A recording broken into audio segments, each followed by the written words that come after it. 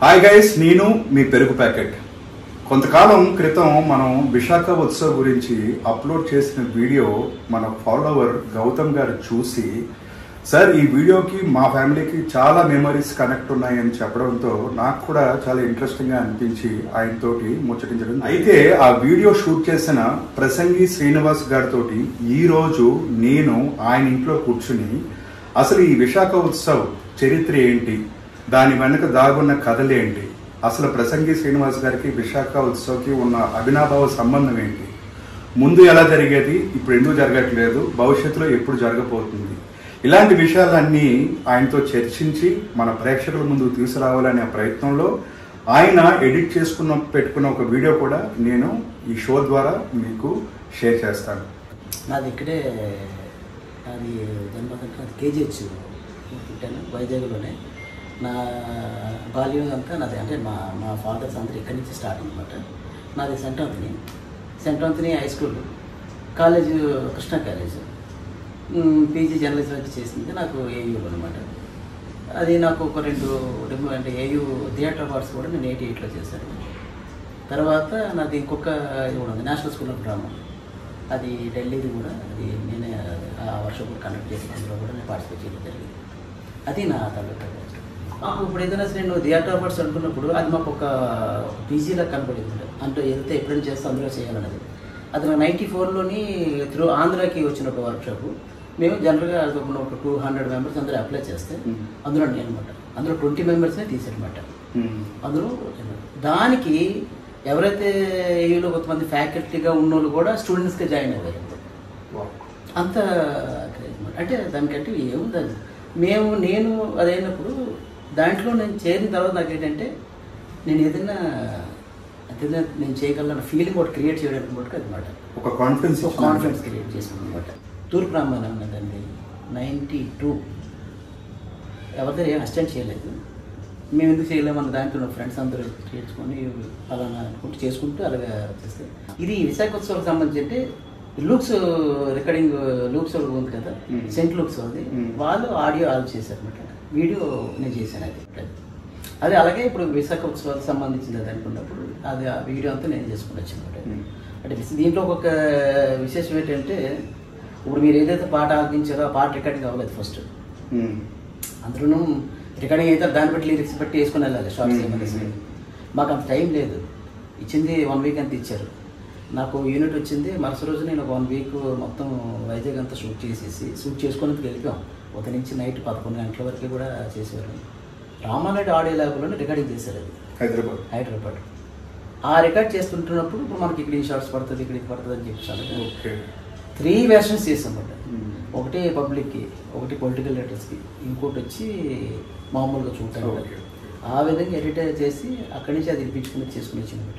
అది విశాఖ ఉత్సవాలకు సంబంధించిన అది.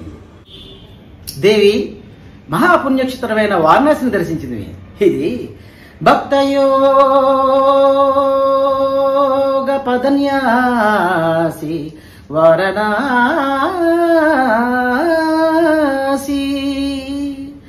భవధురపు శాస్త్రమకరాసి వారణాసి,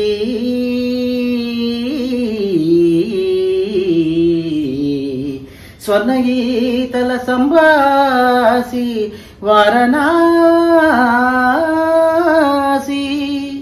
భావన క్షేత్రముల వాసి వారణాసి.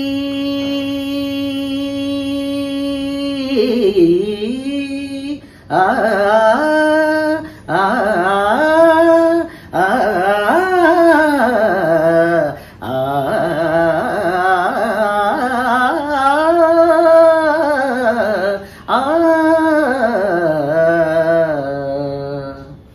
సార్ శ్రీనివాస్ గారు ఒక అద్భుతమైన పద్యాన్ని, ఆల్మోస్ట్ మేము మర్చిపోయాం అనుకున్న పద్యాన్ని మళ్ళీ ఒక తరానికి ఒక వర్గానికి మీరు గుర్తు చేశారు. అద్భుతంగా ఉంది. ఇదే శైలిలో మన విశాఖ ప్రజల కోసం, మన విశాఖపట్నం కోసం ఏదైనా మీరు ఆలపిస్తే వినాలని ఉంది సార్. ఓకే, ఇదే దాన్ని నేను లిరిక్ మార్చి నేను అదే ట్యూన్లో పాడతాను. దేవి మహానగరమైన విశాఖకు దర్శించితిమి.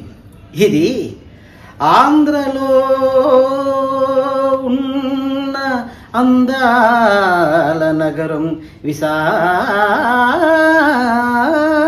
నగరం. సుధీర సాగర తీరం విశాఖ నగరం.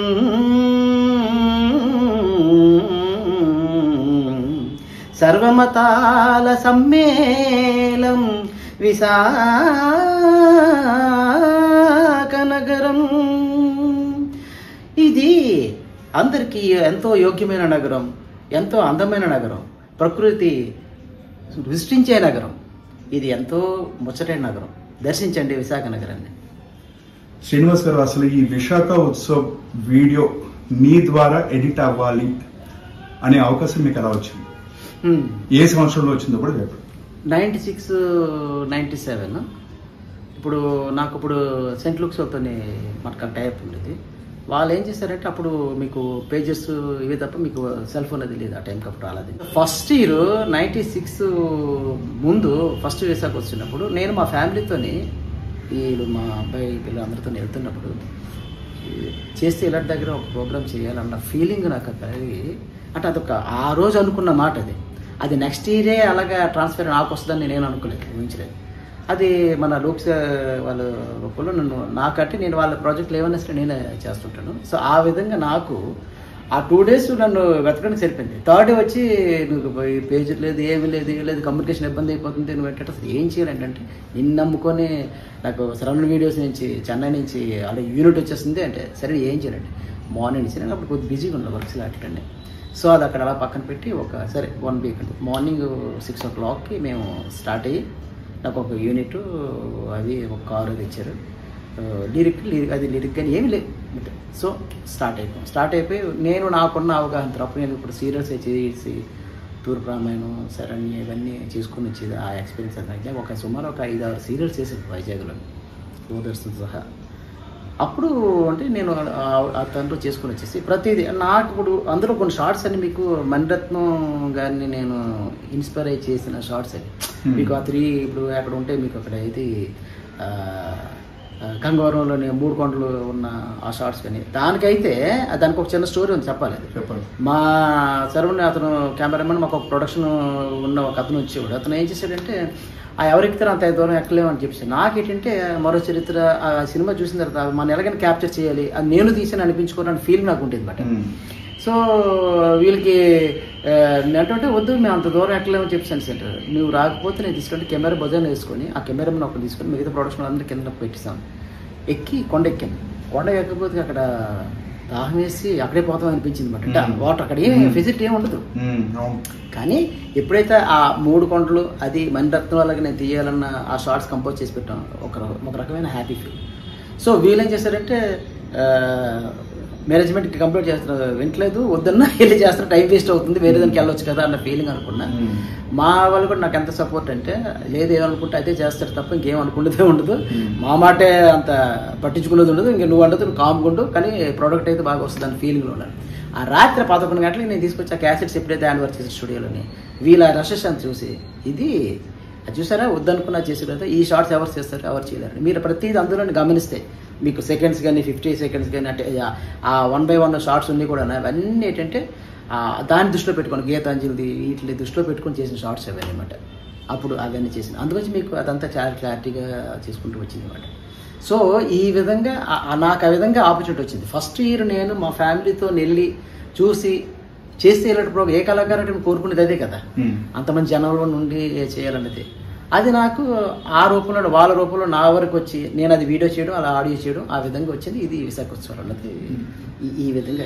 ఇది 2 songs, మీరు ఫస్ట్ ఒక సాంగ్ చూసారు, 2వ సాంగ్ కూడా చూస్తే అది మొత్తం వస్తుంది అనమాట. దీనికి ఫస్ట్ ఇప్పుడు వాళ్ళు ఆశీర్వాదాలుకి మ్యూజిక్ చేశారు, సెంట్ లూక్స్ వాళ్ళు కాంట్రాక్ట్ తీసుకున్నారు. అది రాయించినది ఫస్ట్ దానికి లిరిక్ రైటర్ హర్షవర్ధన్ అని చెప్పేసి ఇప్పుడు మీకు అతను కూడా ఇప్పుడు మీకు 2వ సాంగ్ అతను లిరిక్ రైటర్ అనమాట. సో ఆ విధంగా ఆ విశాఖ ఉత్సవం అనేది నాకు ఆ విధంగా వచ్చింది అనమాట. అది అంటే ఇప్పుడు మన అమృతం సీరియల్ యాక్ట్ చేసిన హర్షవర్ధన్ గారు దానికి లిరిక్స్ రాశారు. అప్పుడు విశాఖ ఉత్సవాలు స్టార్టింగ్ ఆంధ్రాలోని ఇప్పుడు విజయనగర ఉత్సవాలు, అరకోత్సవాలు, విజయవాడ ఉత్సవాలు, లేకపోతే తిరుపతి, ఇవన్నీ దగ్గర సపరేట్ చేసి చేయడం వల్ల ఏంటంటే దీనికి ఉన్నది అది విశాఖపట్నంకు ఉన్న విశాఖ తాలూకు ఏదైనా సరే ఇది బ్యూటిఫుల్ సిటీ. రెండోది ఏంటంటే మనకి న్యాచురల్గా వచ్చిన బ్యూటీస్, ఇది క్రియేట్ చేసినవి కాదు ఇవన్నీ.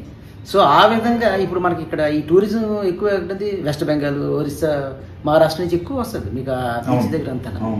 మన వాళ్ళు ఎంత తక్కువ ఏం చేసుకున్నాను. మీకు ఎవరు వచ్చినా కూడా విశాఖపట్నం వదిలి ఒకసారి వచ్చినట్టు వదిలి వెళ్ళేది ప్రసక్తి లేదండి. నేను బీచ్ ఎందుకంటే మాకు అదొక మనకి అసెట్. ఎక్కడికి వెళ్ళినప్పుడు హైదరాబాద్ వెళ్ళి దగ్గర చేస్తాను. నేను హైదరాబాద్ అప్పుడు దగ్గరికి వస్తుంటప్పుడు బీచ్ నుండి రోజు వెళ్తాను. నేను ఇప్పుడు నా చైల్డ్హుడ్లోని సెంటర్ నుంచి నేను చూస్తే ఈవినింగ్ 4 o'clock అలాగే పరిగెట్టి వచ్చి వెళ్ళడం రావడం అంటది. అదెంత కొద్దిగా మనకి ఒక ఏజ్, ఒక టీనేజ్ వచ్చిన తర్వాత ఇంక రోజు బీచ్కి వెళ్ళడం, అదైన తర్వాత అలాగలాగా బీచ్తో అవినాభ సంబంధం అది అయిపోయి నైట్ ఇప్పటికీ కూడా మాకు మీటింగ్స్ ఏమన్నా ఇప్పుడు నేను ఫిల్మ్ కోసం కానీ ఏదైనా డిస్కషన్ చేయాలంటే అక్కడే మా తాలూకా అవన్నీ ఇప్పుడు డిస్కషన్ కానీ ఇవన్నీ కూడా గ్యాదరింగ్ కూడా అక్కడే ఉంటుంది అన్నమాట. అంటే ఒక 4 స్పాట్స్ ఉంటాయి, ఒక్కొక్కరికి ఒక్కొక్క ఇస్తాం అన్నమాట. 5 to 6 అలాగే 7 to 8 అలాగే. ఇప్పుడు మనకు ఆర్కే బీచ్ దగ్గర అక్కడ అలాగే కొన్ని స్పాట్స్ ఉన్నాయండి. మా ఇప్పుడు కెమెరామ్యాన్లు, వీళ్ళు ఆర్టిస్టులు అందరూ అక్కడ కలుస్తుంటాం మేము. అది విశాఖపట్నం బీచ్ అనేది క్యారఫెటర్స్ అయిపోయింది. అది విశాఖ అంటే ఇక్కడే ఉండడానికి కారణం కూడా ఏంటంటే వైజాగ్లో లోకల్ ఆర్టిస్టుల్లో కానీ అంటే అవకాశం రాక ఉండిపోయామనో లేకపోతే అక్కడికి వెళ్తే అవుతుందనో లేదనో ఇవన్నీ కాకుండా వైజాగ్లో ప్రొడక్షన్ దగ్గర ఏంటంటే ఒక చిన్న సామెత ఉంది, పులికి తోకలాగా ఉండే కంటే పిల్లికి తలలాగా ఉండాలనే ఫీలింగ్తో వైజాగ్లోని మంచి వచ్చాడు. వైజాగ్లో నేను ప్రొడక్షన్లు చేసుకుంటూ ఉండేవాను. ఇంకా సినిమా అన్నది ఇప్పుడు ఏంటంటే ఇప్పుడు లో బడ్జెట్ సినిమాలు అంటూ వచ్చి ఉన్నాయి. అది కూడా డిజిటల్ మీడియా. పూర్వం అంటే రీల్తో అది ఉండేది. ఇప్పుడు ప్రొడక్షన్ కూడా ఈజీ అయ్యింది. సో నేనేంటంటే Vizag local people, local producer అంటే మీకు మెయిన్ ఏంటంటే ఇక్కడ వైజాగ్లో ప్రొడ్యూసర్లు కానీ ఫైనాన్సర్ కానీ ఎవరు లేరండి.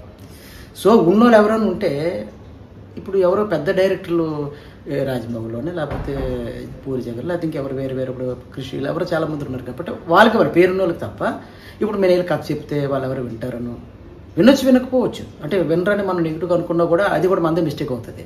సో అలాగే అప్రోచ్ అవ్వడానికి కూడా నాకు సరే మనం ఒక గ్రూప్ అప్పుడు మనం ఒక సిండికేట్ తయారు చేసి మనల్ని నమ్మేవాళ్ళు, మన కథను నమ్మేవాళ్ళు మనకున్న సర్కిల్లోనే ఉంటారు. వీళ్ళని మనం ఒక సిండికేట్ చేసుకొని చిన్నదో పెద్ద ఒక సినిమా చేసుకోగలం. ఎందుకంటే మనకున్న ప్రీవియస్ ఎక్స్పీరియన్స్తో నేను చేయగలను ఫీలింగ్తో కొంత అలాగా ఉండడం అటువంటిది. ఇప్పుడు హైదరాబాద్లోనే ఎట్లా అంటే నా దగ్గర అసిస్టెంట్ చేసిన వాళ్ళు కానీ నాతో ఉన్న ఆర్టిస్టులు కానీ ఉన్నవాళ్ళు చాలామంది ఇప్పుడు జబర్దస్తులు కానీ వీటిలో కూడా చాలామంది, చాలా ఒకలని కాదు చాలామంది ఉన్నారు.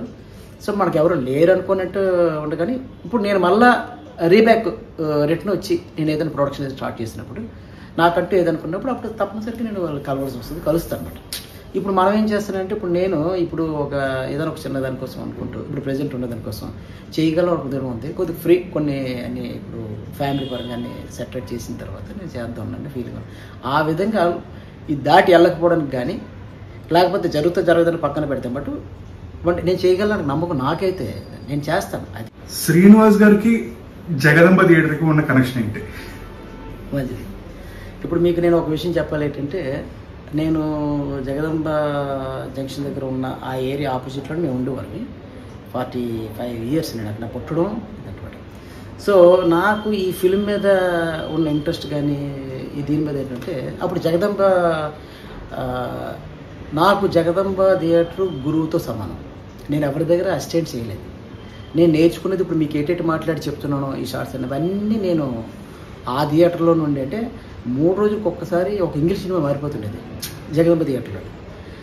నేను ప్రతి సినిమాకి కూడా అంటే 3 రోజులకు ఒకసారి అదని ప్రతి టోరా where eagles dare, dirty dozen, enter the dragon అంటే మీకు క్లియోపాత్ర మీకు ఎలాగంటే పాత సినిమాలు ఏమున్నాయని చెప్పేసి Charles Bronson, Clint Eastwood, Robin Hood అని చెప్పేసి ఉండేవారు కదా మీకు. వీళ్ళందరిది మాట నాకు ఏదైనా సరే నేను 5-6 సార్లు ఒక 4-5 సార్లు కంపల్సరీ చూసుకుని వచ్చిన వల్ల చూడటం ఏదైనా. మండే నుంచి సాటర్డే వరకు సినిమాలు చూసినండి దేవుడు అంటే ఈవెన్ ఫస్ట్ ఆదివారం సెలవు ఇచ్చాను అందరూ వెళ్తారని చెప్పేసి మళ్ళీ అంటే ఈ విధంగా ఇప్పుడంటే మీకు ఈ వీడియోస్ అవి వచ్చి మనం అలాగా పాజు ఇవి ఇచ్చుకుంటూ ఆ షార్ట్ చూసుకుంటూ మనం చేసుకున్నాం. అప్పుడు అలా మొత్తం సినిమా అంతా చూడవలసిందే. ఆ విధంగా ఆ ఇంట్రెస్ట్తోని జగదంబ నా గురువు దైవం నా ఫ్రెండ్స్తో చెప్పాను. ఫస్ట్ నేను అనుకుంటే వచ్చేటంటే జగదంబ ఎంతో నేర్పించింది. అంటే నేను అందులో ఉన్నది అప్పుడంటే ఇంగ్లీష్ అమెరికాలో ఉంటుందంటే చూసి వచ్చేవాడు. అమెరికాలో ఉంటుందంటే జగదంబ థియేటర్లో చూసి చెప్పేవారు. అలాగే సింగపూర్లో ఎలా ఉంటుంది అది కూడా తెలియదు ఎవరికైనా. ఈ రోడ్స్ ఎలా ఉంటాయి, కార్లు ఎలా ఉంటాయని మేము పోస్ట్ చూసి కథ చెప్పేసేవాళ్ళు అనమాట. ఆ పోస్ట్ పడకముందే, అది రిలీజ్ అవ్వకముందే దానికోసం మనమే గుర్రాలు ఫైటింగ్లు అన్నీ చెప్పేస్తుంటే అదే కొద్దిగా నేను చెప్పిన అందరూ ఉంటే ఈ నిజం ముందే చూసాడు అనుకోరు, కానీ అది మనం ఊహించి చెప్పినవి అవన్నీ. ఆ విధంగా జగదంబ థియేటర్ నాకు ఇష్టమైనది, ఇది ఇప్పటికీ ఇష్టమైనది. ఇప్పుడు ఏమైనా సినిమా ఏమైనా వచ్చిందంటే ఇప్పుడు దానికి మించి వచ్చి ఉన్నాయి డిజిటల్ సౌత్ అని, కానీ జగదంబలోనే చూస్తాం. అంటే కొంతమంది అలాగే ఎడిట్ అయిపోయి ఉంటారు ఆ సినిమాకి. జస్ట్ అడుగుతున్నాను సార్, అప్పట్లో గుర్తుందా సార్ టికెట్ ప్రైస్ ఎంత ఉంది? ఫస్ట్ 50 పైసా అది. 50 పైసా 50 పైసా 35 పైసా నుంచి 50 పైసా ఉండేది. ఆ తర్వాత 90 పైసాకి వచ్చేది, అంటే ఫస్ట్ మీకు స్క్రీన్ ముందు. ఆ తర్వాత హైయెస్ట్ 180 పైసా జగదంబకి బాల్కనీ. ఎప్పుడు ఇది 78, 80sలో ఉన్నట్లు అనమాట. అలాగా 3, 2, 4 ఇది వచ్చి ఇప్పుడు ఈ రోజు 140 వరకు వచ్చింది అనమాట. 145. ఎంతో మంది ప్రముఖుల్ని సినిమా పరిశ్రమకి పరిచయం చేసిన విశాఖపట్నం, దీని గురించి మీరు ఏం చెప్తారు? ఇక్కడి నుంచి వెళ్ళిన కళాకారుల గురించి, ఇక్కడున్న కళాకారుల గురించి మీరేం చెప్తారు? విశాఖపట్నం అన్నది కళలకి పుట్టినిల్లు. మన ఉత్తరాంధ్ర అంటే విజయనగరం తీసుకున్న, అలా మన వైజాగ్లోని కొన్ని ప్రాంతాలు, ఇప్పుడు రామూర్తి పంతులపేట ఉంది, మొత్తం అందరూ కళాకారులే. శనివారం తీరు ఉంటుంది, నీకు మొత్తం అందరూ కళాకారులే. అలాగా ఇప్పుడు మనం దేంతో పోల్చుకున్నా కూడా ఒక ఏరియా అంతా కళాకారులు ఉంటారు. మీకు సినిమా పరిశ్రమలో కొని అంటే హీరోలుగా వెళ్ళి ఎస్టాబ్లిష్ అయిన వాళ్ళు లేకుండా క్యారెక్టర్ ఆర్టిస్టులుగా వెళ్ళిన వాళ్ళు చాలామంది ఉన్నారు. ఇప్పుడు టెక్నీషియన్గా మనం తీసుకుంటే ఎవరో మన పూరి జగన్నాథ్ కానీ, గుణశేఖర్ కానీ, ఇప్పుడు ఇంకెవరో చాలామంది ఉన్నారు వైజాగ్లోనే, గాజువాక చాలామంది ఉన్నారు.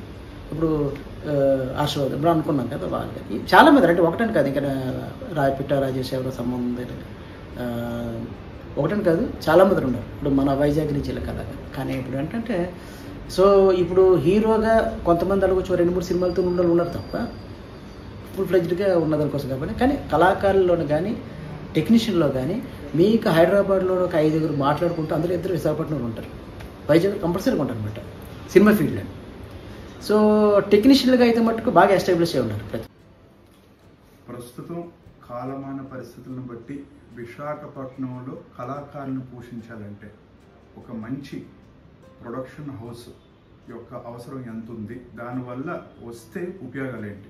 కరెక్ట్ అండి. ఇప్పుడు వైజాగ్లోని ఇప్పుడు మీకు ఆర్టిస్ట్ యూనియన్ అని, టెక్నీషియన్ యూనియన్ అని, నెక్స్ట్ ఇంకా చాలా యూనియన్లు అవి స్టార్ట్ అయ్యి ఉన్నాయి. ఎందుకంటే తెలుగు పరిశ్రమ ఇక్కడికి వచ్చేస్తుంది ఇక్కడ దానికోసం అనేసి అనుకుని యూనియన్లు స్టార్ట్ అయ్యారు, మెంబర్షిప్లు తీసుకుంటున్నారు, అన్నీ ఉన్నాయి. ఓకే.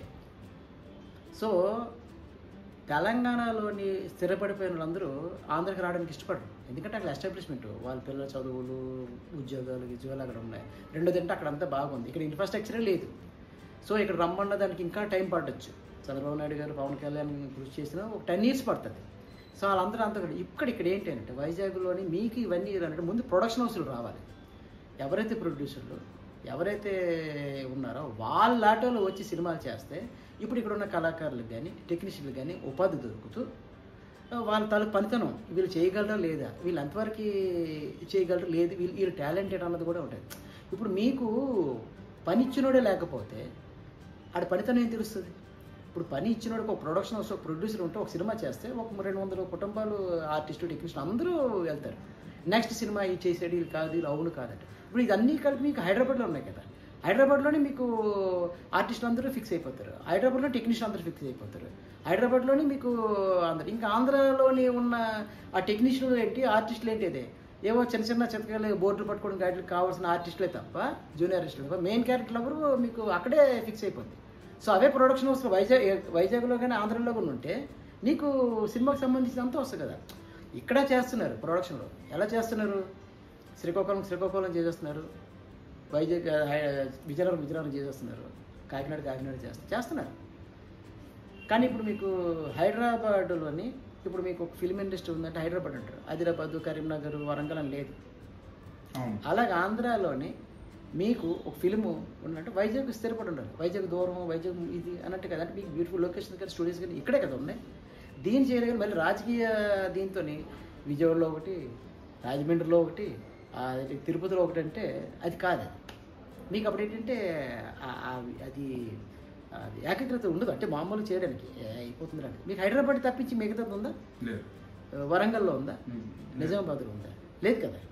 కాబట్టి ఇప్పుడు ఏం చేస్తున్నారు, ఇప్పుడు మన రాజకీయాలు విజయవాడలో ఒక ఆఫీసు, తిరుపతిలోనూ ఒకటి, ఎక్కడ పడితే అక్కడ సినీ కళాకారులు అని చెప్పి యూనియన్ స్టార్ట్ చేసేస్తే ఇంక దానికి ఇంకేం ఉంటుంది, ఉండొచ్చు కాకపోవచ్చు. కానీ వాళ్ళకి తగ్గ పని ఉండాలి. పని ఉండాలంటే ప్రొడక్షన్ హౌస్లు రావాలి, ప్రొడ్యూసర్లు రావాలి, లేకపోతే ప్రొడ్యూసర్లు ఫైనాన్షియల్ తయారవ్వాలి.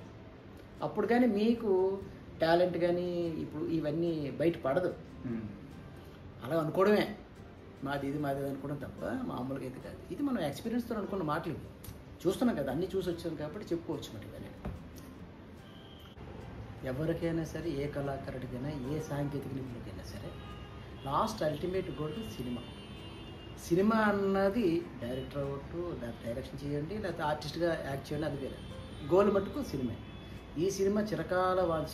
వైజాగ్ పండలేని భూముల్లో పండించడానికి ప్రయత్నిస్తున్నాను కాబట్టి ప్రతి దాంట్లోని కూడా ఇప్పుడు కొన్ని సబ్జెక్టులు తయారు చేసుకుని ఉంచుకున్నాము, స్టార్ట్ చేస్తాం. నాకున్న బడ్జెట్, మనకున్న ఫ్రెండ్ సర్కిల్తో పెట్టుకుంటూ నేను చేయడానికి సినిమా టార్గెట్ కాబట్టి దేనికోసం అయితే ఎన్నాళ్ళు వెయిట్ చేస్తామో అదే కదా. సో అది మాకు ఈజీగా ఉంటుంది. నేను కొద్దిగా ఫ్రీ అయితే చేయాలనేది నా సంకల్పం. విశాఖపట్నం ఈరోజు ఈ స్థితి రావడానికి 75 సంవత్సరాలు పట్టింది. ఈ స్థితిలో ఈరోజు విశాఖపట్నం మెట్రో లేకపోతే జీఎంసీ గ్రేటర్ విశాఖ మున్సిపల్ కార్పొరేషన్గా చూస్తున్నాం. బ్యూటిఫుల్ అది ఇది అని చెప్పడానికి కూడా కారణం 70 years దానంతట దానికి సెల్ఫ్గా డెవలప్ అయిన సిటీ విశాఖపట్నం. ఇది ఎక్కడ లేదు మిగతాదంటే. మీకు ఆ విధంగా విశాఖపట్నానికి ఏ పార్టీ వచ్చినా దానికి అక్కడ ఎదురుగా దీనికి ఉన్న ఇన్ఫ్రాస్ట్రక్చర్ అలాంటిది. మీకు వెస్టర్న్ ముంబై ఎలాగా విధంగా ఉంటుందో అలాగా ఆపోజిట్గా ఈస్ట్ సైడ్ మన విశాఖపట్నమే. న్యాచురల్ రీసోర్స్ కానీ, న్యాచురల్ బ్యూటీస్ కానీ అన్నీ మీకు ప్రతిదీ కాబట్టి. ముంబైకి ఉన్న ఇన్ఫ్రాస్ట్రక్చర్ అంతా విశాఖపట్నం ఉంది. అక్కడ వెస్టర్న్ నేవల్ కమాండ్ అయితే ఇక్కడ ఈస్ట్ నేవల్ కమాండ్, అక్కడ హెచ్పిసిఆర్, ఇక్కడ హెచ్పిసిఆర్, అక్కడ రిఫైనరీ, అక్కడ స్టీల్ ప్లాంట్, పోర్టు ముంబై అంతా. ఇది ఆంధ్రాకి ఫైనల్ సిటీ. ఇప్పుడు ఏషియాలోనే fastest growth city in Asia, not in India. ఇది మన విశాఖపట్నం కోసం ఏంటంటే ఇందులో పుట్టడం అనేదంటే ఎవరికి జన్మభూమి అన్నది గొప్ప అన్నట్టు. విశాఖపట్నంలో ఉన్న వాళ్ళందరూ కూడా సాఫ్ట్ నేచర్ ఉంటారు అన్నది 100కి 200%. ఎవరైనా సరే ఇక్కడికి వచ్చి బతకవచ్చు. ఇంకొక ఏరియాకి వెళ్ళి దాని కోసం కాదు, ఒక్కరు కోసేస్తారు. మీరు ఎవరన్నదో మాట్లాడరు. ప్రతి ఒక్కరు ప్రేమించే గుణం ఉంది. అందరూ ఆ విధంగా విశాఖ సంబంధించింది ఏంటంటే విశాఖలో ఉండడం, మాకు విశాఖపట్నం, నేను విశాఖపట్నం పోవడం చెప్పుకోవడం కూడా గౌరవం. మిగతా ఏరియాతో పోతుంది. మీకు చెప్పాను కదా ముందేంటంటే మనం అమెరికా వెళ్తే నాది భారతదేశం గొప్ప అంటాం, భారతదేశంకి వస్తే ఆంధ్ర గొప్ప అంటాను, ఆంధ్ర అంటే నా విశాఖపట్నం గొప్ప, విశాఖపట్నం ఏరియా అంటే నా జగదమ్మ జంక్షన్, నా బీచ్ అంటాం, మిగతాదమ్మా అంటామట. అంటే ఈ విధంగా ఉంటుంది కదా. సో విశాఖ ఉత్సవాలకి విశాఖపట్నం డెవలప్ చేయడానికి ఇది న్యాచురల్గా అలా సాగిపోతూనే ఉంటుంది. ఇప్పుడు మనం ఏం చేయట్లేదు. ఇప్పుడు మీకు ఎటువైపు ఇప్పుడు మీకు లా కాలేజ్ సైడ్ వెళ్తే మరో బంజారా హిల్స్ మరో దీంట్లో కనపడతాయి. అలా అంత ఇన్ఫ్రాస్ట్రక్చర్ అలా ఉంది. హౌసెస్ అన్నీ చూస్తుంటే బ్యూటిఫుల్ సిటీ అండి. పెరుగు ప్యాకెట్ ఛానల్ సంప్రదించి ఈ యొక్క ఇంటర్వ్యూని కొనసాగించు పాత జ్ఞాపకాలన్నీ ఒకసారి నెంబరేసుకున్నట్టు చేసిన ఈ పెరుగు ప్యాకెట్ ఛానల్కి నా హృదయపూర్వక ధన్యవాదాలు చూపిస్తూ, పెరుగు ప్యాకెట్ కోసం చెప్పాలంటే షడ్రుచులతో భోజనం ఏం చేస్తామో లాస్ట్లోని పెరుగన్నం లేకపోతే అది పరిపూర్ణ అవ్వలేనట్టే. ఇప్పుడు ఈ ఛానల్ వైజ్గా ఏదైనా సరే ఎన్ని ఛానల్ అంటారండి, పెరుగు ప్యాకెట్ అంటే ఆ నేమే క్యాచీగా ఉంది కాబట్టి ఇదేమి ఫస్ట్ వాడు అనుకున్నప్పుడు కూడా కాలేజ్ వాడు పెరుగు ప్యాకెట్ ఛానల్ ఒకసారి మాట్లాడుతుంటే ఇది అందరికీ కూడా చల్లదాన్ని ఇస్తుంది. లాస్ట్ ఏంటంటే ప్రతి ఒక్కరు పెరుగన్నం తినాలి. లాస్ట్ ఎంత రుచితో బిర్యానీ తిని ఏం చేసినా సరే ఆ విధంగా సంతోషాన్ని ఇచ్చి పరిపూర్ణం చేసే ఛానల్ పెరుగు ప్యాకెట్.